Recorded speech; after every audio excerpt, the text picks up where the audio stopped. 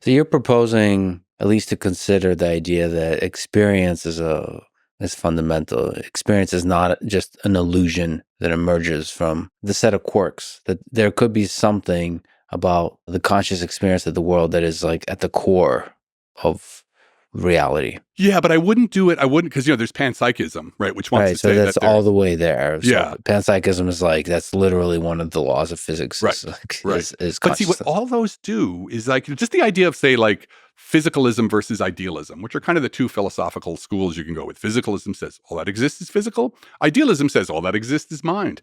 We're actually saying, look, both of these, to take either of those positions is already to project out into that third person view, right? And that third person view, we want to really emphasize, is a fiction. It's a useful fiction when you're doing science, right? If I want to do like, the Newtonian physics of billiard balls on a pool table, great. I don't want to have to think about experience at all, right? But, if I'm asking deeper questions, I can't ignore the fact that there really is no third person view, and that any story I tell about the world is coming from, it's not just first person, but it's literally, because I'm going to argue that experience always involves all of us. Experience always originates out of a community. That, you're always telling those stories from the perspective of already existing, of already being in experience. So whatever account we want to give of the world is going to have to take that as experience as being irreducible and the irreducible starting point. So ultimately, like, we don't have an answer. Like, that's when people are like, well, what are you suggesting is the alternative? It's like, look, that's the good work of the next science to come. Well, our job was to point out the problem with this. But what we would argue with is, and we're thinking about the next book, is this is really going to require a new conception of nature, right? That doesn't sort of jump right to that third person, that fictional third person view, and somehow figures out how to do science, recognizing that it always starts from experience. It always starts from this field of experience, or in phenomenology, the word is the life world, that you're embedded in. You can't unembed yourself from it. So how do you do... So one of the things that Whitehead said was, we have to avoid the bifurcation of nature. And what he meant by that is the bifurcation into like sort of scientific concepts, wavelength. Think about like seeing a sunset. You can say like, oh, look, it's just wavelengths, and scattering particles. And your experience of the redness, the actual experience of the redness, and all the other things, it's not just red. There's no qualia. There's no pure redness. Everything that's happening in the experiential part is just an epiphenomena. It's just, brain states, whatever. He said you can't do that. They're both real. They're both accounts. They both need to be integrated. And so that required, I think, a different conception of what we mean by nature. Is it something like incorporating in the physics, in the study of nature, the observer, the experiencing observer, or is that still also looking from a third person? I think that's what we have to figure out, right? And so actually, a great place to think about this is quantum mechanics, right? Because one of the things we're arguing is like, look, in the chapter that I wrote on, because I wrote this with Evan Thompson, who's a wonderful philosopher, and Marcelo Gleiser, who's a theoretical physicist. When I was writing the chapter on the origin of the blind spot, like, sort of how this emerged out of history, the subheader was like, well, it made sense at the time, because it did. There was a reason why people adopted this third person, God's eye, deterministic view.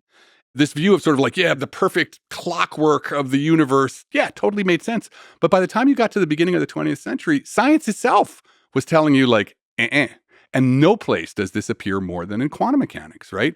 Quantum mechanics slams you with the idea that of the measurement problem, The most important thing about quantum mechanics is you have a dynamical equation, the Schrodinger equation, which, you put in, like we talked about before, you have initial conditions, and now you got a differential equation, and you crank out the differential equation, and it makes predictions for the future, right? Exactly like Newtonian physics or its higher versions of the Lagrange or Hamiltonians.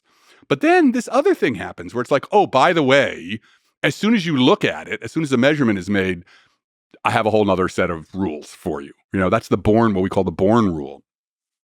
And that was telling you right from the beginning that measurement matters, right? So when you're asking like, how will we do this? quantum mechanics is actually pointing to how to do it. So, there's been all these different interpretations of the quantum mechanics. Many of them try to pretend the measurement problem isn't there, go to enormous lengths, like the many worlds interpretation, literally inventing an infinite number of unobservable parallel universes to avoid the thing that quantum mechanics is telling them, which is that measurements matter. And then you get something like cubism, which is I'm going to advocate for, is a new interpretation of quantum mechanics, which puts the Born rule at the center, right?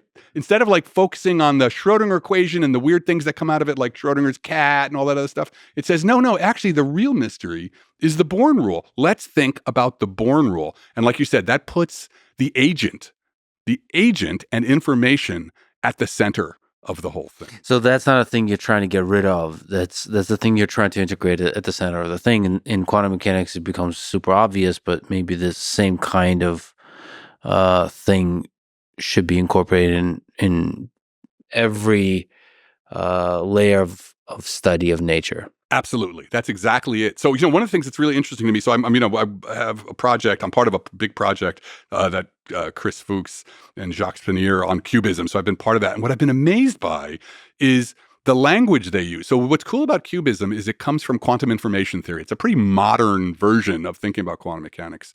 And it's always about, you have an agent who makes an action on the world, and then the information they get from that action through the experiment, that's the action on the world, updates their priors, updates their Bayesian. That's why it's called cubism, quantum Bayesianism. Updates how the information they've gotten from the world.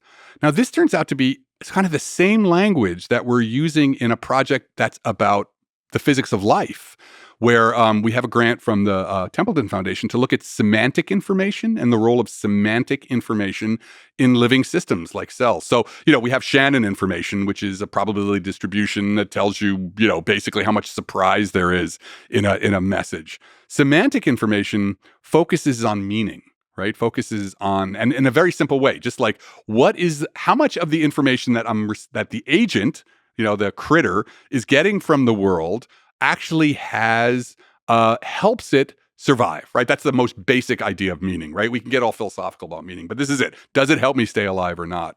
And the whole question of agency and autonomy that occurs in this setting of just asking about how do cells move up a chemical gradient to get more food kind of has the same feel, the same, sort of architecture as what's going on in quantum mechanics. So I think what you said is exactly it. How do we bring this sort of recognition that there's always us, the agent, or life, the agent, interacting with the world and drawing in, both giving information and passing information back as a way of doing science, doing hardcore science with experiments, but never forgetting that agency, which also means experience in some sense, is at the center of the whole thing. So you think that could be something like cubism, quantum Bayesianism, that creates a theory like a Nobel Prize winning theory, sort of like hardcore real theories that put the agent at the center. Yes, that's what we're looking for. I think that's the exciting part. And it's a move,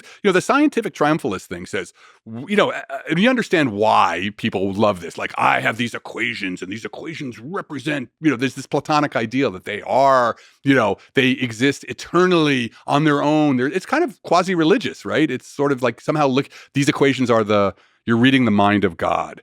But this other approach to me is just as exciting because what you're saying is there's us and the world. They're inseparable, right? It's always us and the world. And what we're now finding about is this kind of co-creation, this interaction, between the agent and the world, such that these powerful laws of physics that need an account, like in no way am I saying these laws aren't important. These laws are amazing, but they need an account, but not an account that strips, that turns the agent into just an epiphenomena, that it pushes the agent out and makes it seem as if the agent's not the most important part of the story. So if you pull on this thread and say there's a whole discipline born of this, putting the agent as the primary thing in a theory, in a physics theory, like how is it possible it just like breaks the whole thing open?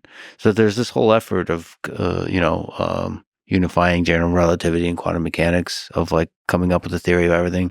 What if these are like the tip of the iceberg? What if the agent thing is like really important? So, listen, that would be like kind of my dream. I'm not going to be the one to do it because I'm not smart enough to do it. But Marcelo and I have for a while have been sort of critical of where foundational physics has been for a while with string theory. I've spent my whole life listening to talks about string theory real soon, and it's gotten ever more disconnected from data observations. There were people talking for a while that it's post-empirical. And I always wanted to write a paper or an article that was like physicists have been smoking their own stash, right? There's this way we've gotten used to, like, you have to out weird the other person. We're like, my theory has 38 dimensions. My theory has 22 dimensions, but it's got, psychedelic squirrels in it. And so there's a problem. Now, I don't need to tell you there's a crisis in physics or there's a crisis in cosmology. Other people have used that. That's been the headline on Scientific American stories. So there clearly another direction has to be found. And maybe it has nothing to do with this. But I suspect that because so many times the agent or the having to deal with the view from the inside or the role of agency, like when it comes to time, thinking that you can replace the block universe with the actual experience of time. Clocks don't tell time. We use clocks to tell time. So maybe that even like the fundamental nature of time can't be viewed from the outside, that there's a new physics theory that is going to come from this agential, informational, computational view. I don't know, but that's kind of what I think it would be fertile ground to explore.